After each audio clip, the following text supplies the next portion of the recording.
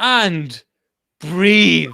My God, ladies and gentlemen, we've just beaten Man United away 2-1. Alex, this had everything to it. This is why my stomach is still quivering after all that.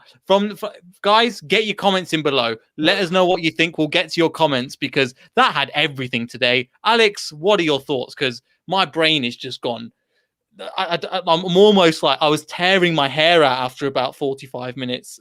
It's unbelievable. Honestly, Anything. This game had literally every emotion you could possibly think of rolled into one. You know, you have the early goal by Thomas, you know, that gives you that 1-0 lead, and then, you know, Man Utd ties it back up, and everyone's like, oh, great. And then all of a sudden, the train comes off its rails, and I don't know about you, but for me, for a long time, I'm like, oh, this is not going to go well. And then for the entirety of that, you know, that second half, I was just a ball of stress.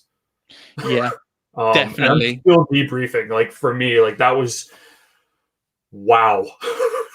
Yeah, that was. Wow. Do you know what? We needed a win, and do you know what? There was I could hear the comments, not the comments now, but the comments that were going to be said through about if Leicester bottle it to a second team, Man United. I could see all of the things that the media was going to run on us.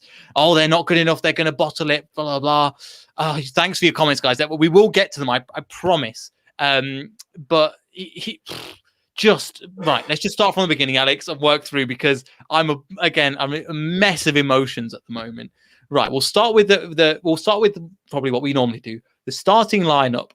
I mean, my God, the fact that they were playing the same back three, I was like, oh, that's not great. But we trust in the manager to get it right. And you know what? It more than paid off today. The levels that they went from Friday, which I don't know about you, but it seems like such a long time ago, Friday till today, because of just the emotional roller coaster that we've been on and the results and looking at your phone every 5 minutes to check if West Ham have just lost, all that kind of stuff. And then to pick a pretty much the same team, just the formation, playing three at the back. I talked about it on the preview just to go, can we bring Christian Fuchs? We need that leadership. And the fact that they didn't have that and Luke Thomas on the left, it could have gone horribly wrong. But again, this is why we say in Brendan we trust, because just that formation today, it wasn't perfect in the first half, but we got it done, and that's all that matters. Yeah, well, first off, no, I did not predict. Sorry, I got rid of it. Yeah, I didn't predict, so I'm never going to predict. I did privately because I knew people were going to rip on me, so I predicted 2-1. But well, first up, didn't predict. Not going to predict ever again. That's not happening. Secondly, formation. Yeah, as you said, you know, Friday we played a few days ago, and I don't think I've ever looked at my phone so much over a span of 4 days, just continually updating and checking scores, seeing, you know, how the table has changed. I actually got in trouble from my wife because she wasn't too happy about it. But, you know, honestly, it was just absolutely stressful. And, you know, you come off of a game where you play Newcastle, where, you know, I'm not saying that all of us expected a win, but, you know, we expected a result to go in our favor. And when it didn't go in our favor, that's where I think you, myself, and literally every other fan of this, club just absolutely stressed out. I don't know about you, but everything just seemed like a full ball of stress. So, like, as you said, you know, in my brain, I'm like, okay, what kind of formation is Brendan Rodgers going to pull out? And all of a sudden you see the formation. And as you said, you know, I saw that back three and I was like, oh, goodness, not this again. Not this again. And in the end, it paid off, you know, and that's one of the crazy things. But, you know, at the end of the day, I tweeted before the game and I said, I don't care how we win. It can be the ugliest win as a Leicester City fan I could have ever watched, and I will take it. And you know what? Was it a pretty win today? No. But will I take those 3 points? Absolutely. That gets us one step closer to Champions League football next season. And that's what every single one of us wants. We're nearly there, guys. We're nearly there. It's just this little bit more that we've just got to push, but that helps in the right direction. Again, Mohammed, you were slating me last week, mate. Now you're there. Now things are coming back. You see? And we did slate the players, but towards the end, we kind of finished it back up. And something that people have been saying, Yeti Boy here, Matty here, Luke Thomas. I mean, what a finish that was. Because I watched it in real time, went, whoa, that's a good, on the volley. But then watching it in slow motion, I went, my God, that's goal of the season contender. That's fantastic. Yeah, it's funny. I think a couple videos ago, you asked me, with all the Luke Thomas slander going on, and I remember using some term. I believe it was called malarkey, because Luke Thomas just delivered one heck of a goal. Mm-hmm. And it was, it's incredible. And I was just like, when I saw it in real time, I'm like, oh, that's nice. And then I watched the replay. I'm like, wow. Wow. Yeah. And it's something you don't expect, for me, I didn't think Luke Thomas had that in his repertoire, but apparently he does, which is fantastic for us. And considering how young he is, this is just an extra piece where I'm so excited to see his development over the next few seasons. I think we're going to be looking at a player who is going to have a very deep impact on this squad. And that's one thing to be excited to watch. And like you said, what a goal. He came in clutch, especially when when we needed players to come in clutch today. Yeah, exactly. And the ball in from Tielemans was fantastic. Another player that I'll get onto, Albrighton, it was a good setup movement from him. Again, we will come on to in a minute because I want to spend a good 5 minutes, not a couple of minutes, just talking about him. But then obviously Greenwood equalised, I think, after 5 minutes after we scored. Then again, Thomas was to blame, to be honest with you. Thomas was pushed off the ball a little bit easy. Charla Soyuncu wasn't defending as best as he could do. And I was thinking, and again, we're all thinking the same thing. Here we go again. Is Leicester City bottling it? And we're thinking this within the fan base quietly because I didn't want to say it publicly because everybody's like, you believe it too. But there was that thought in the back of the mind, Alex. But you know what? The rest of the half, my notes aren't positive, to be honest. I just want to touch on it briefly before I go on to the second half, which was much better. But we were playing, it was sloppy play. Soyuncu at times was kicking the ball out of play, really looked unconfident. I was like, oh no, is this going to happen again? Bad passing from people that you don't expect, Wilfred and Ndidi, Tielemans at times. And there was lots of individual errors, in my opinion, all over the pitch. Yeah, and that was one thing that I noticed as well. As soon as it was a tie game, it just seemed like the wind was completely knocked out of our sails.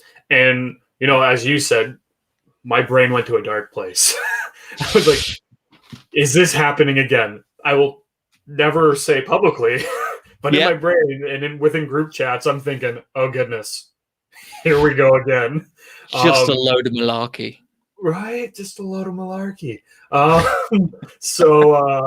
But yeah, that, to end off that first half, it was abysmal, gut-wrenching, and like nails on a chalkboard bad.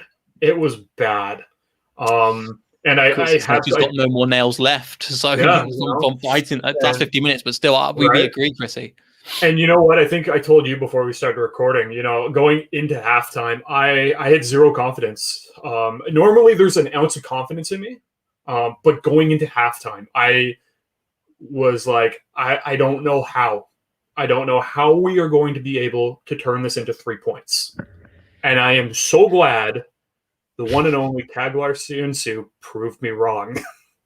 And we will come on to that in a second, because again, what he brought to the team today, especially with the first half compared to the second half, again, people were saying you have to, like we've said before publicly on Twitter and also on here, we trust the manager to get it right. And it's not always easy to say that, especially when we've lost 4-2 to Newcastle, especially when Charla got turned inside out by Callum Wilson and Joe Willock and let 2 of the goals. Chrissy said again, I've forgiven Soyuncu for the 2 goals. Yeah, because that's kind of that's what it was. And we'll come to the goal in a second. But just when in the beginning of the first half, in my opinion, we were still misplacing passes. We were not as bad, but we were still. I was like, this is, if we don't get a grip of this game, we're going to lose it. Yeah, and I think you hit that, spot on. My biggest concern was, we talk about what players were on the pitch at the time, and we just seemed like we couldn't get a handle on the game, and especially in those first early moments. And my brain kept on creeping back into, look at Man United's bench. Look at their bench. And I'm like, if we can't capitalize now, I am going to be absolutely terrified to think that we could ever capitalize if, they make 3 subs. And so, like you said, those creeping thoughts are so dangerous at this time of the season because, one tiny movement can dictate everything. Mm-hmm. So to start off the game or start off that second half was just absolutely stressful.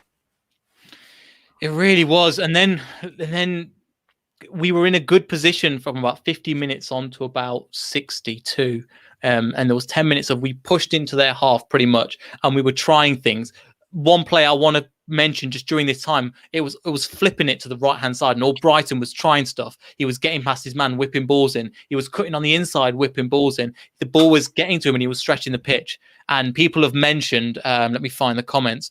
Matty's made fantastic profile picture, by the way. That's phenomenal. But O'Brien, just today, I've got him down. We have to mention him. What a performance he did. He always gives you that 6 or 7 out of 10. And today, I think he was there. When the team wasn't performing in that first half, he was one of the players that kept performing. And I will sing his praise every single time, because today, he didn't stop running for the team. He held that position on his own. And when he's given the ball, you trust him. Maybe not to get the ball in all the time, but to, okay, the ball is going to go back out this way or cross in. It's going to be a decent cross. And that's something that's really underrated, as Matty was saying. Yeah, and you have to also look at, a lot of people will say that his pace has definitely disappeared, but his ability to cross is one of the best still to this day, in my opinion. He is one of those unsung heroes that rarely gets mentioned for what he does in a game. And that's one of the big things that I do love about him, is that he doesn't show off. He just does the job that needs to be done. He does the dirty work. Does he always get the praise? No. But it's the small things that he does that really impact the game on a whole different level. And, I think both you and I have, praised, Albright this season when, a lot don't. And that's one thing that I'm glad that we have continued to do, because he is such a crucial player to the squad. And I think that if we didn't have him, we'd be in a completely different place. Yeah, definitely there. Definitely agree with you. And literally, I could go through so many players, but we'll come on to that obviously now. Brighton with the ball in for the goal. I'm going to admit, I went to warm up my food because it had gone cold, and I came back and it's 2-1. So I saw the goal on the replay, but I was like, wait, we scored? And it literally, Ian Ashwood just kicked off from the side. I was like, it's 2-1. Oh my God. And then, but then I watched the goal back, and what a header from Soyuncu. We've talked about the first half, and we are right to slate him because it wasn't good. His confidence grew, but credit to him. As Brendan Rodgers says, it's not how you start, it's how you finish.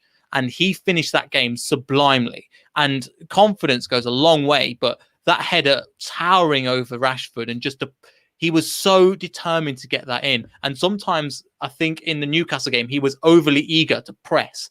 And this time it paid off. And also, and I'm overloading you with points here as well. When Cavani came on, him and Wes did sublime to just keep him, because you've seen the side of him. Mike, he makes Wes look tiny. He makes Wes look like Papi Mendy. He looks absolutely huge. But them two today, Soyuncu, fantastic, and Wesley Fofana today, 20 years old, keeping out 30 minutes worth of Cavani, just sensational. Yeah, and you know what a header by Soyuncu, like that. Those are the moments that you really need, and those are the huge, huge moments and huge, opportunities that just need to be taken. And, I am one of many I could probably see on how many were ripping Soyuncu, not just this game for that first half, but probably all of Newcastle's game. And I will be honest, Soyuncu has not been what he was prior to his injury. Mm-hmm. He's definitely he hasn't fully been there. And then with the loss of Evans in the back, Evans has been that one player that has really been able to, cover those gaps and hide those errors by both, Fofana and Soyuncu. But you have to give it to Soyuncu and West for that second half performance, because they really did shut down, Cavani, Rashford, Fernandez, they shut them down. And, when they were called to, take control of the game, park the bus, and do whatever they could to make sure that Leicester, got those 3 points, they did their job. And that's all you can ask for. Definitely. They can make as many errors as possible, but at the end of the day, if we can pull off 3 points, let's wipe the slate clean. Let's move forward to the next game. Yeah, definitely. And I don't know whether you have that same opinion as me, but I think because we think quite similarly, we analyze football quite similarly. When Cavani went for the ball and Soyuncu and Fofana were both going like this, I was like, in my head, I saw an alternate reality where they both like clonk together like something off Looney Tunes, and then Cavani spins in behind. But again, it didn't happen. Fantastic. We've gone through.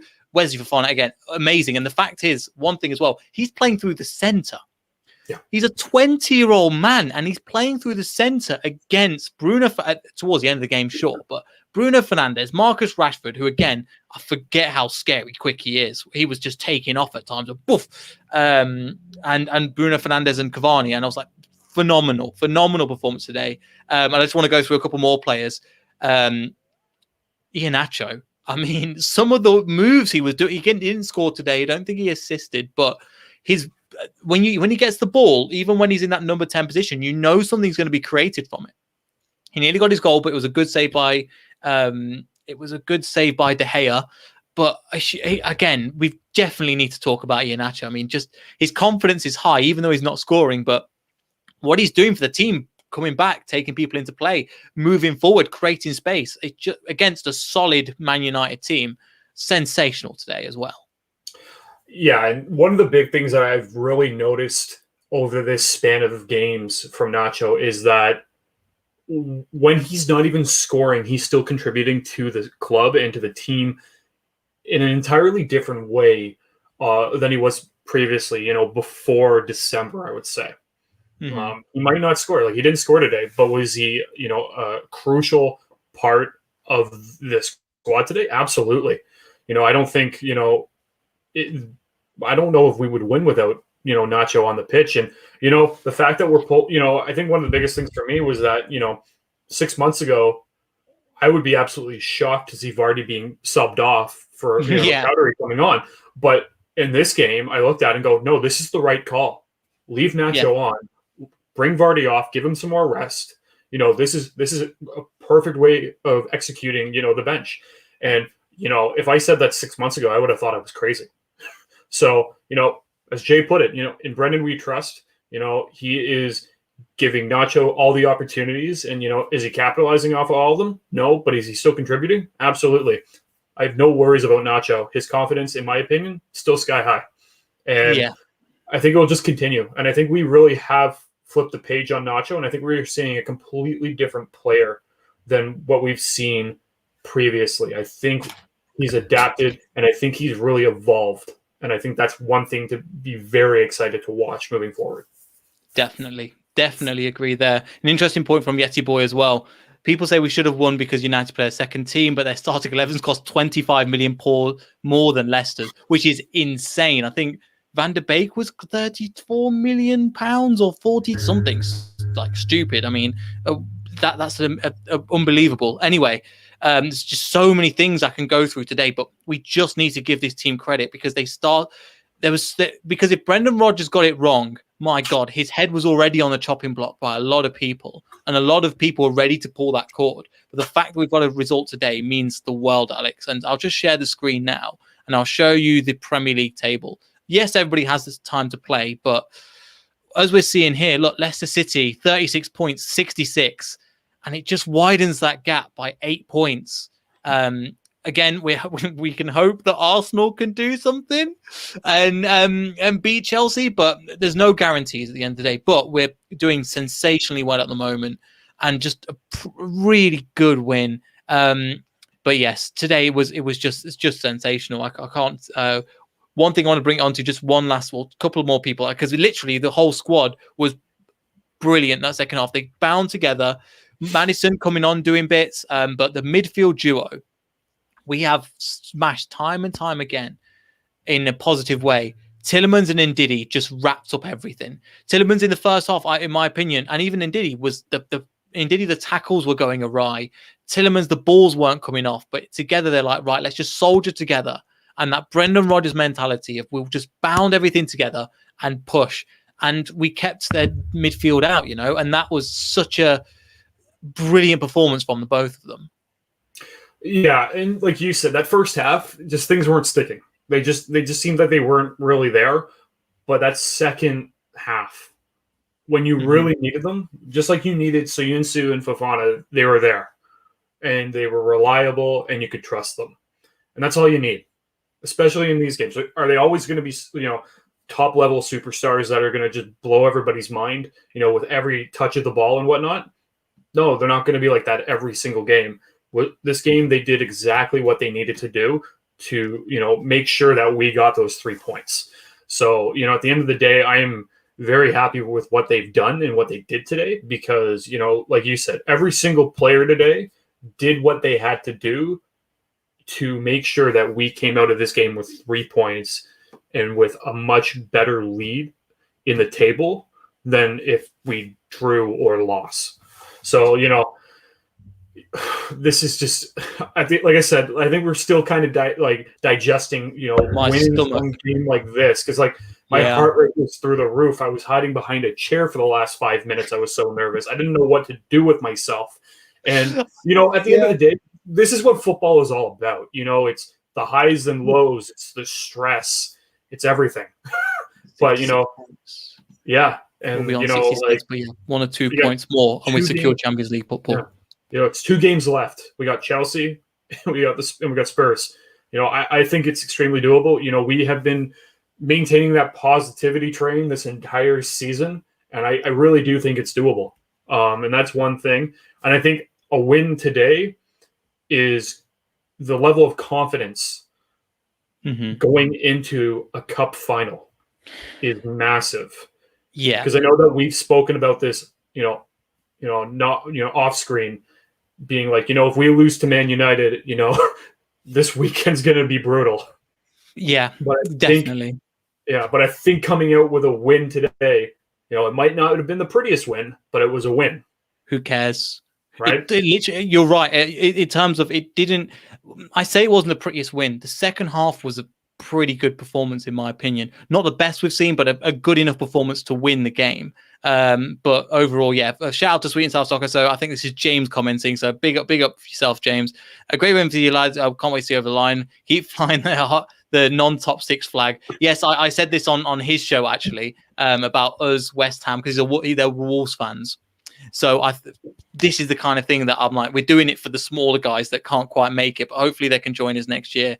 But we're really hoping that is something. Another point from Diego Cante, we're hoping, he said, Cags can build his confidence. Again, he took a right beating on Friday, which just seems like so long ago. However, again, proper performance, and it was topped off with that goal. The fact that he got the winning goal will mean a million things to him. The fact that he ended up winning the match, and fantastic. Yes, your boy says, imagine having Iheanacho playing with fully fit Barnes and Ricardo and Vardy. That's stupid. And then you got James Justin popping up on the right. And then if you were to believe the rumors, maybe Samore joins the team and Gozens as well. Again, we're not doing the rumors just yet, but we just thought we'd mention it just to kind of just add a little more spice to the flames to just make the fire even bigger. But yes, that was a good point as well. I put that down, but as 72 minutes when Tielemans smashed himself into the post to try and get that goal, and that epitomized it, in my opinion, Alex. Because the great ball by Iheanacho, Vardy's just trying to do what he does and help other people, and he just missed it. I think it was just a little bit off, and that's okay. But in again, Tielemans clattered into the post just to try and get that ball into the back of the net. And it meant you could just see the team wanted to push on and wanted to get that win. And the fact that they've got it, for me, means the world to a fan, but also to show that, because there wasn't enough tent on Newcastle. There wasn't enough intent to like go, right, let's gather everything and just put the 3 points, and then we only got to get one win. So the fact they've done it today is phenomenal. And thank you to Man United fans if you're watching. Thank you so much. Twanzebe, I think, was fantastic. But also, if you could go and like shut Liverpool down, like that would be really nice for us, and we would have a special relationship just like we have to with Chelsea, you know. And now Man City's got a special relationship because we helped them win the league, so it's all good. Anyway, back to what I was going to say. The Tielemans and that intent was really important, and just showed that I think that epitomized kind of Leicester in that second half, especially towards the end of the second half. Yeah, and you could tell that they were there and they wanted to make a statement. They were doing whatever they could. It just didn't happen. And, it's unfortunate, but we were able to hold on. And at the end of the day, a win's a win. 3 points is 3 points. And, when we look back at everything, we'll go like, you know what? We beat a top 6 club. We beat we beat them again. But, one of the things that I do love about Vardy, and I will say this, is that I don't know if you saw it, but just even on his, he posted to Instagram after the Newcastle loss, and he was very much like, yeah, I saw it, like, not from. I don't really use I don't use social media that much, but I saw it from somebody else reposting it. Yeah, and you know what? Like, I really did like the way that he came across. It wasn't like, we lost, we'll get them next time. It was like, no, our performance was terrible. We did not do anything good for not only the club. We disappointed the fan base. We disappointed the owners. We need to bring our A game, and that was not it. And, I think, especially with Vardy's, he's getting older. He's dealing with more injuries this season than I think he's been dealing with for the past few seasons. He's been on a slump that has just been absolutely incredible, but he's still bringing his A game no matter what. And I think today, with that Tielemans, opportunity was just an example of that. Has Vardy been able to score like he's normally been able to score? No, but when he's doing whatever he can to help this team, succeed. And did it, Tielemans didn't score, he just decided to be acquainted with the post. But, the opportunity was there, and, it's going to come. And that's the one thing that I do love about this squad, is that they are determined. And, when things are tough, they won't just put their, they just won't cower and hide. And that's one of the differences that I've noticed between this season and last. We wouldn't have won this game last season, especially if we lost to Newcastle 4-2. I really do look at result. Same Exactly. And that's one way that I look at this, being like, this isn't last season. We lost to Bournemouth and we fell apart. We lost to Newcastle. We pulled out a victory against Man United. Things are different. We just need to close it out now. And we did. I mean, the celebration, I know Rich pointed this on he was saying to us on the group chats as well, that the celebrations they did when they went down was the exact and they were roaring, and half of them were like they gave everything, and it means the world to us fans that they reacted exactly the same way we do. The fact that they had the knot in their stomach probably throughout, from as soon as we scored, right, shut off everything, just concentrate on getting this down, play 5 at the back, 5-4-1, and get this game over and done with. It is just fantastic to see that. And we, again, like you were saying, I was putting the green screen up and I couldn't watch the match, and I was like, literally, I've never been so nervous. Even when we were doing things like, I remember the Southampton game at home when we used to win 1-0, 1-0, 1-0, get 3 points by winning by 1 goal. This felt a lot more nervous, and because there was so much more on the line, in my opinion. Something also to bring up on that same vein of form.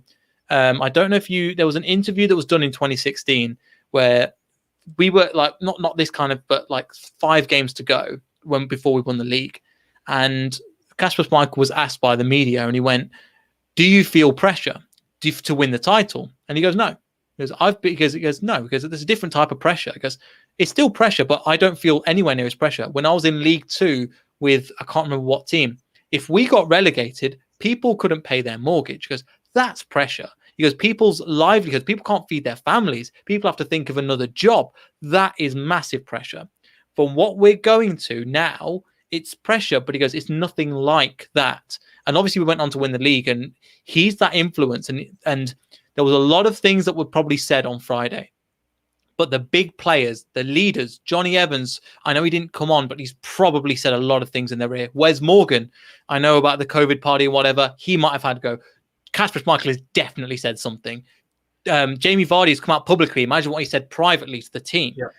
These things make such a big difference. And this is the difference between a bottler and what we're doing. Because it is sensational at the moment. And the way that we've turned it around, and we're not over the line yet, but the fact that we've come pretty much within the distance means the world. And I know I've ranted for a while, Alex, I'm sorry, but there's just so much, there's so much built up. And I think we all had this when we were watching the match. There was all these thoughts, and what is the media going to say? Brendan Rodgers is going to be labelled a bottler. The teams are going to be labelled as bottlers. And all these things and thoughts about if we drop out the top four.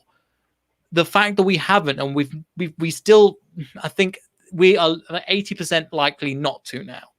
The fact that we've done it so far is just credit to the team, credit to management, credit to everybody at Leicester City for what we did today, and for turning around in 4 days from Friday to Thursday. Just fantastic, really. Yeah, and you said it perfectly, because media would have easily turned this into Leicester City, the bottler club. Wow, can't speak today. Bottler club with a bottler manager, they would have said. Yeah, and the manager as well. The players don't want it. This team is a one-hit wonder, one season wonder. You could go on forever. But as you said, with the likes of Schmeichel, Vardy, Morgan, Evans, they probably all sat down and were like, do you want this? Do you really want this? How much do you want this? Because this isn't just going to dictate what happens for the rest of this season. This is going to dictate what happens next season, who we can bring in. Do you want to challenge in the Champions League, or do you want to just settle and go back to the Europa League? And I think a lot of players now are seeing this as we tasted Europa. We want Champions League. Let's do it. Let's not do exactly what we did last season. And I think one of the things that I'm very excited for is, if I'm right, there will be fans in the stadium on the final game of the season. Yeah. What a game that will be.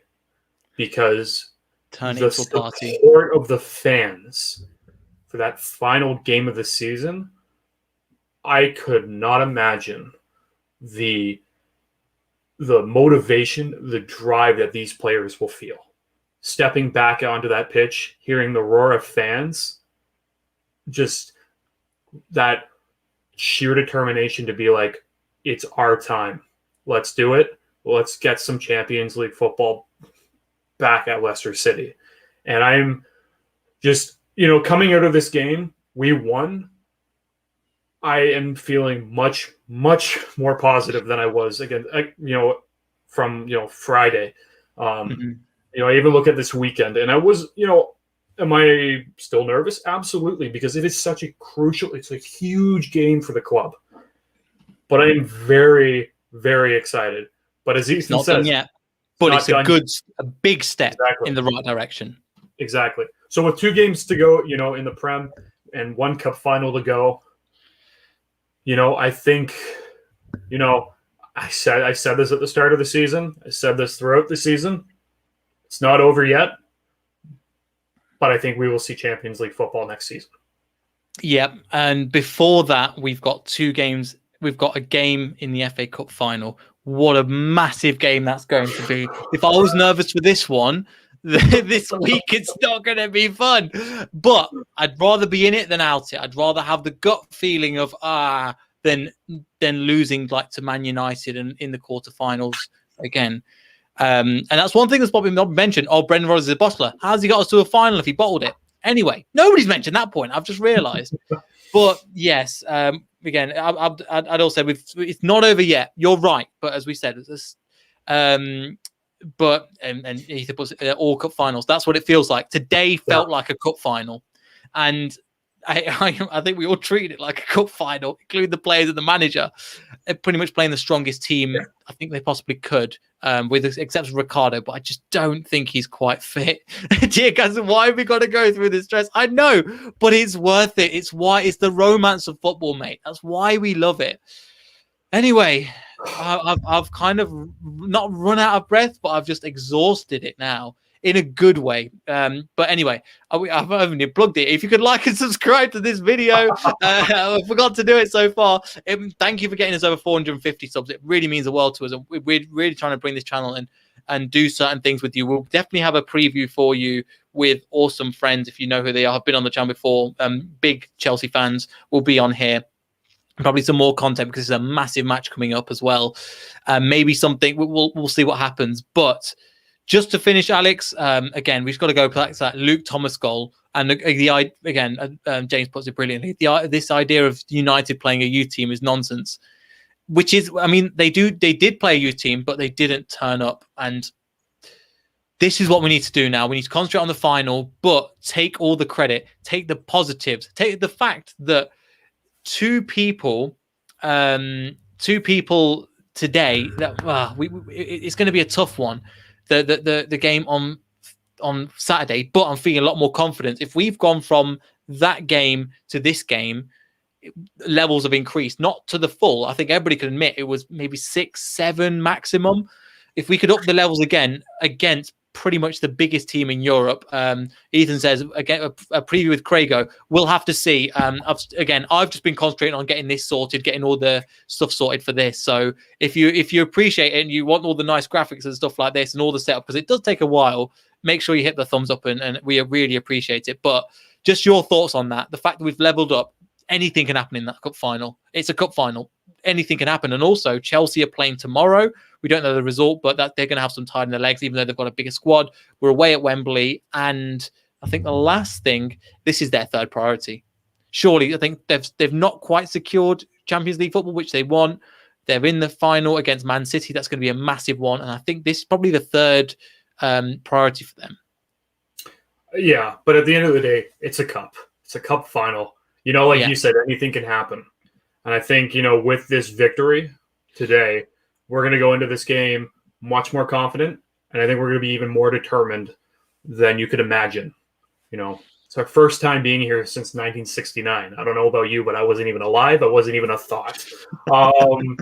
So it's huge for this club. And I think we are going into this game, and I can see Brendan Rodgers. I can see Schmeichel. I can see Evans. I can see Vardy. I can see, Morgan just pumping up and jacking up the entire squad, being like, you have the opportunity for greatness. You're going to be remembered if, in this final. So bring your A game. And like you said, anything can happen.